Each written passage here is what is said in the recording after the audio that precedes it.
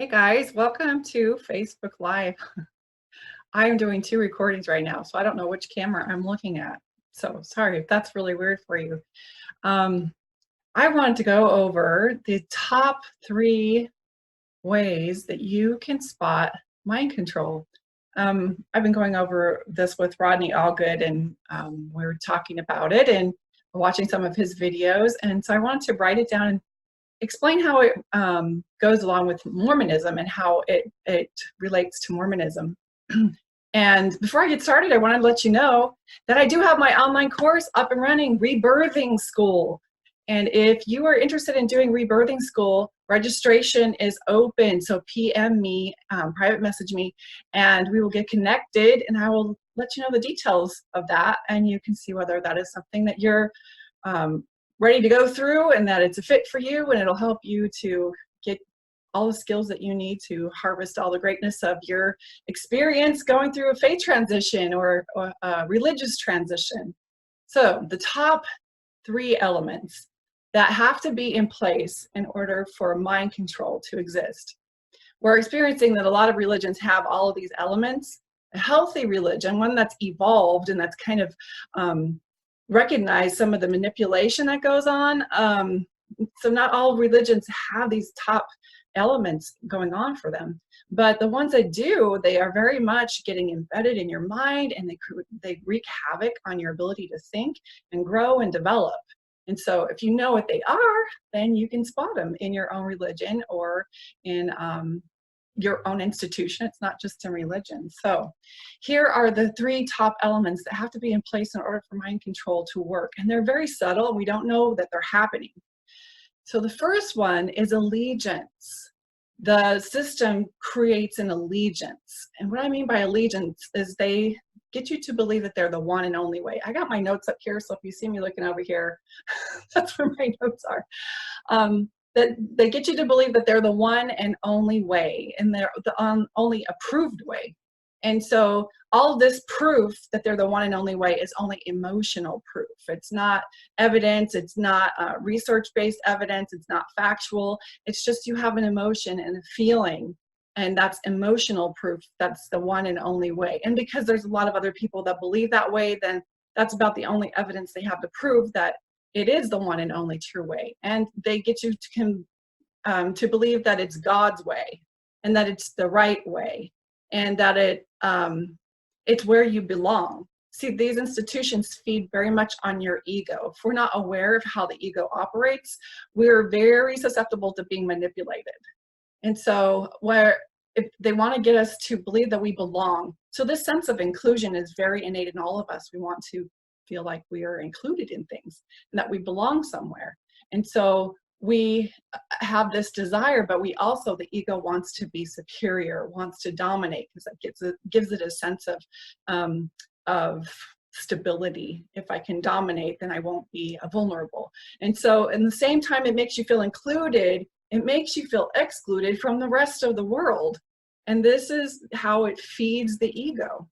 So in a minute, I'm going to show you more how we can develop the ego instead of feed the ego, that there's a big difference. So they get us to believe it's God's way, that their way is God's way. And they feed the ego by getting us to believe that we belong here, which is interesting. In the LDS church, their new theme is emblems of belonging. They give them little emblems of belonging ring to their little primary children to get them to believe they belong there. And that's where God wants them. And then it has a very symbolic temple symbol that encourages them to get to the temple. And if they can get them to the temple, that's where they'll make their covenants to give their time, talents, their money, their energy, and everything the Lord gives them, that they'll focus it on the church and offer it to the church. And that is definitely the goal of any cult organization, is they want your time, talent, and your energy, because you're very valuable. You're a very valuable resource to them. And so they want to have control over you because you're like a powerhouse. You're a beautiful, intelligent genius, and they would like to harness your energy for their purposes. So they get you to feel like you belong. They get you to believe that you're safe, that because you're in the right way, that you're safe from all the other things that might happen in the world. The ego also wants to feel powerful. So they want you to feel like you have special power. In the LDS churches, that you have priesthood power, and that power is exclusive to only Mormon men, and they have that special power. And they try to teach women that they have it too, but it's really confusing, and women don't really understand how we have priesthood power when it's always the men leading out and we can't give the blessings. And so that was kind of confusing, but at least we have access to that special priesthood power. And the ego also wants to feel certain. It gives it a sense of stability. And so it gives you certainty in this black and white thinking about this existential things that we're all dealing with, that we all have trouble with who am I, where am I going, what's after this life.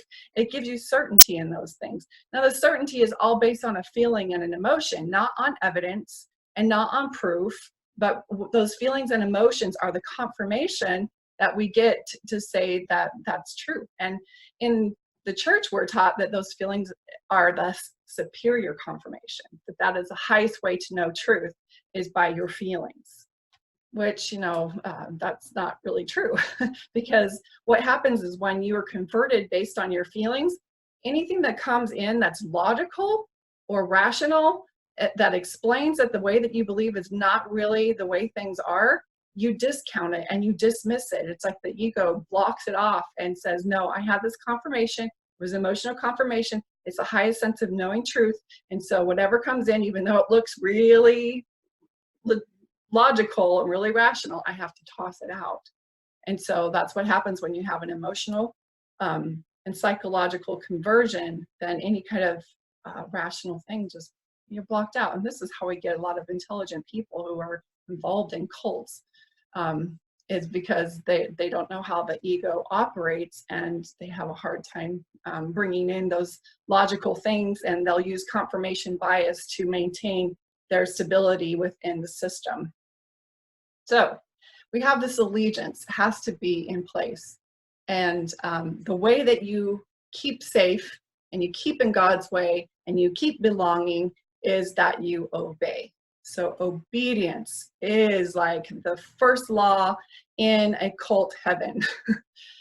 Obedience is the first thing that you have to follow in order to be safe, in order to have power, in order to have access to God, in order to be able to continue growing within the system. So obedience is huge.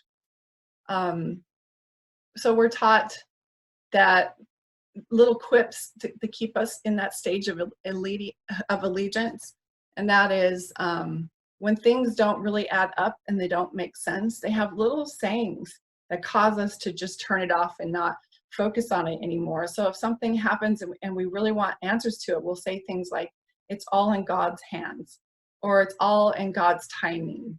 I don't like what the prophet's saying, it doesn't resonate with me, but we are taught that the prophet would never lead us astray, when especially in LDS history and in Jehovah's Witness history, their leaders and their prophets many times have led them astray. But they say those things that if we follow the prophet, that's what will keep us safe. Even though the prophet many times is on the far end and wrong side of social justice and social issues. Anyways, that's a whole nother video there. We tell ourselves things like we can't know in this life, that we'll know those things in the next life. Rather than research and study them, we just have to trust in God. And what's happening here is they're regulating the unknown. They're regulating the spiritual. And that causes us to have this unwavering allegiance to the system and to the institution. And what's crazy is we'll defend that institution over our conscience. We're taught to dismiss our conscience and things that are outside that belief system that might emerge and come into our awareness. We're taught to dismiss those and defend the institution and the doctrine and the theology and the leaders more than our own conscience. And that creates a lot of mental issues because we're refusing to see legitimate issues in order to maintain allegiance to the leader and to the system.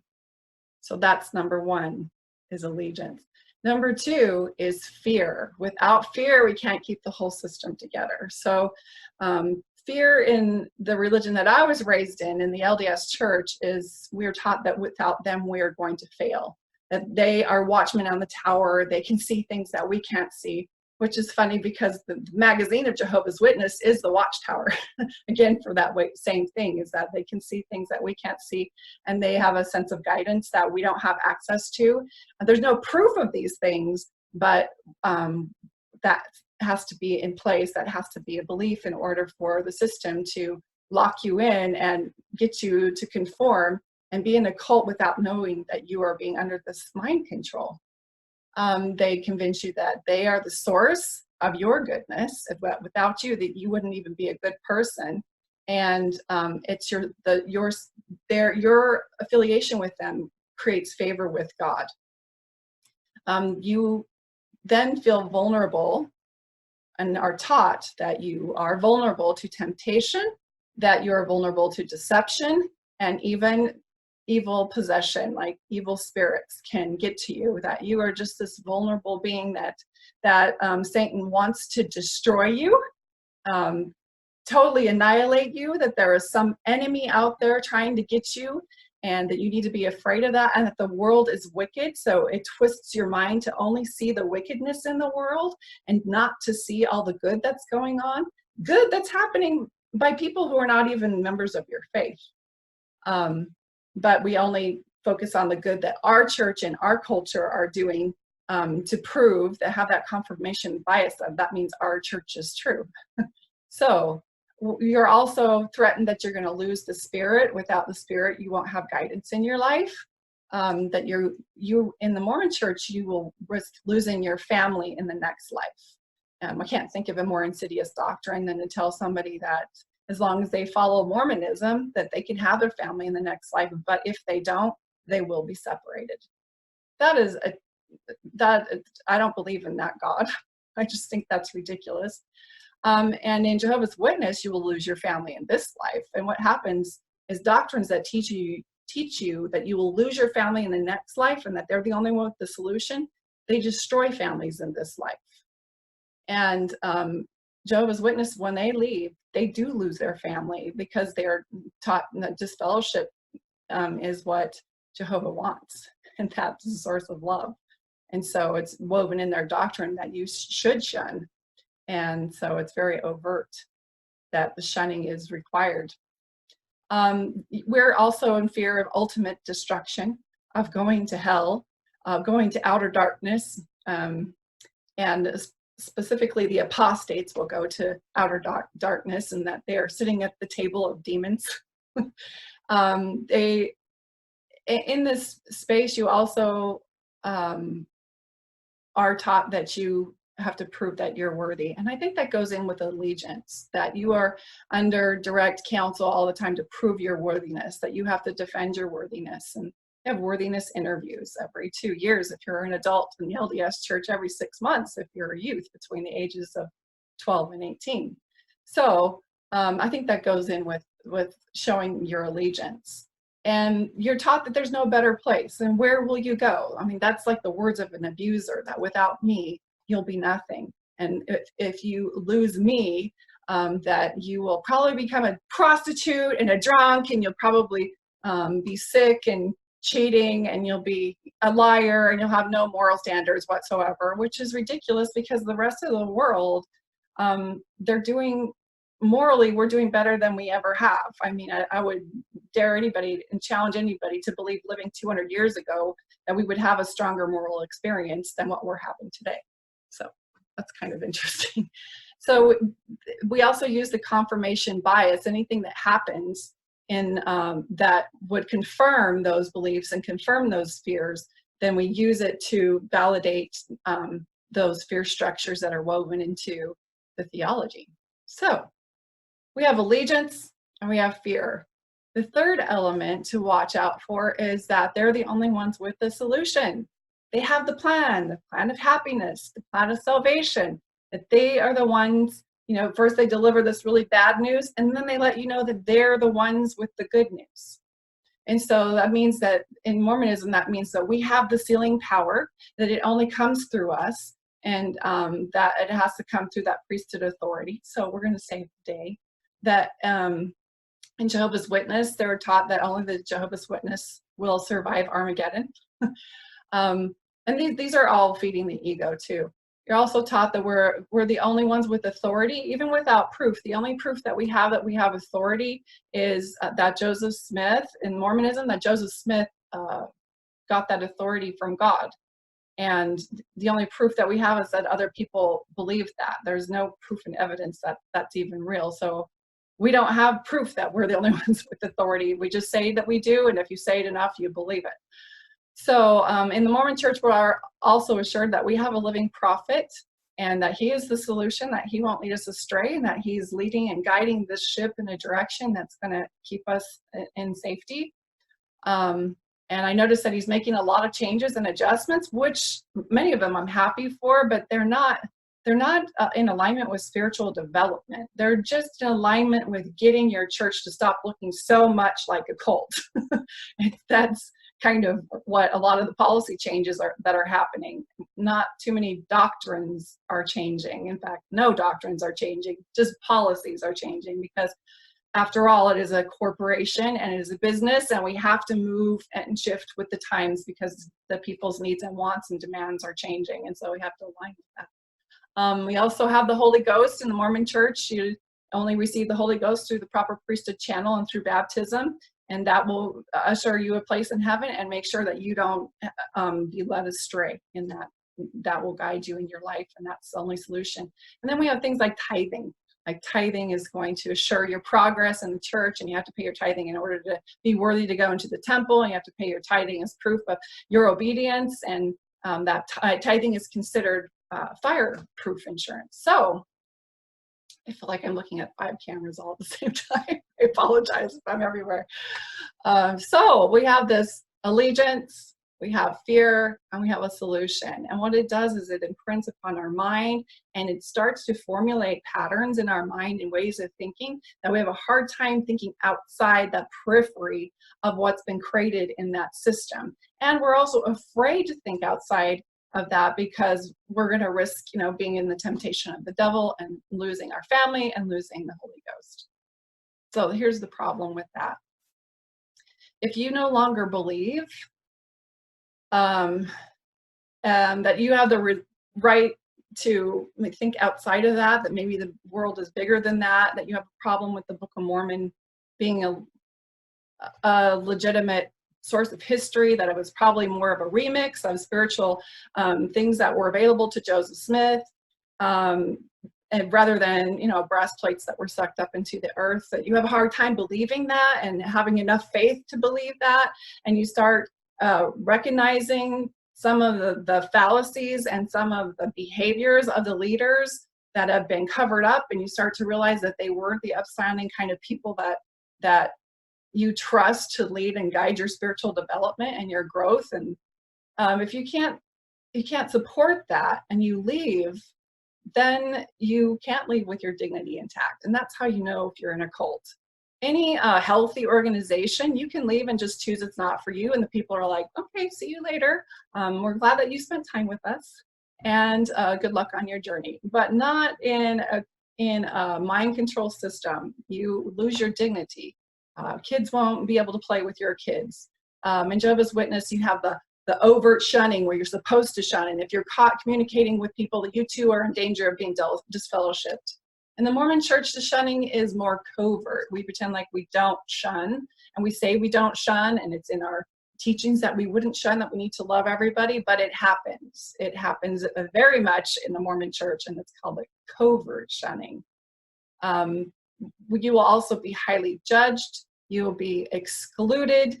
You will be denied access to any of the blessings by disfellowshipment, excommunication, cutting off all your blessings, severing your ties in the next life. You can't leave with your dignity intact, and that's part of the problem, is that you're not allowed to grow outside that paradigm. If anything comes in and it's not in alignment with the brethren or with the doctrines or with what's been given, then you get booted out and you get shunned, and that's how you know it's not healthy. So what happens here when I'm talking about mind control, your mind is the most powerful instrument that you have.